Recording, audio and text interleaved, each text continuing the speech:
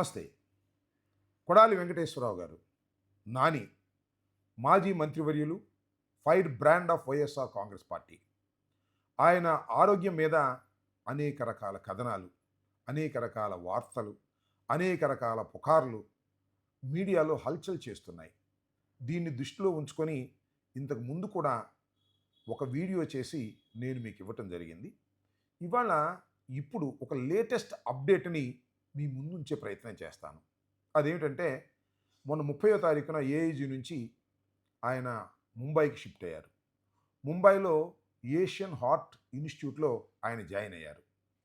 దాని యొక్క ప్రత్యేకత ఏమిటంటే, అక్కడ రమాకాంత్ పాండా అనేటువంటి ఒక సీనియర్ మోస్ట్ సర్జన్ ఉన్నాడు. ఆయన భారతదేశంలోనే నెంబర్ 1 సర్జన్గా పేరు ప్రఖ్యాతులు గాంచాడు. మన్మోహన్ సింగ్ లాంటి వారికి ఆయన సక్సెస్ఫుల్గా ఆపరేషన్ చేసినటువంటి వ్యక్తి. సుమారుగా ఇప్పటికీ 30,000 ఆపరేషన్లు చేశారు. చాలామంది ప్రముఖులకి ఆపరేషన్ చేసినటువంటి వ్యక్తి.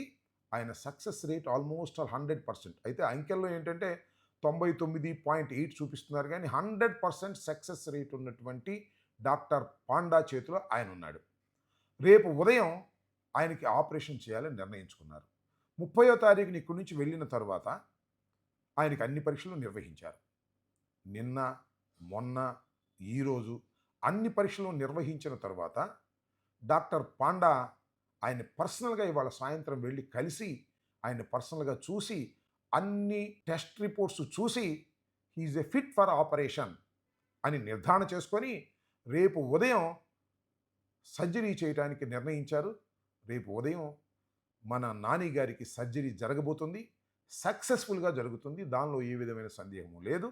ఎందుకంటే ద సీనియర్ మోస్ట్ ఇండియాలో నెంబర్ 1 అయిన పాండా చేతిలో మన నాని గారు సురక్షితంగా ఉన్నారు.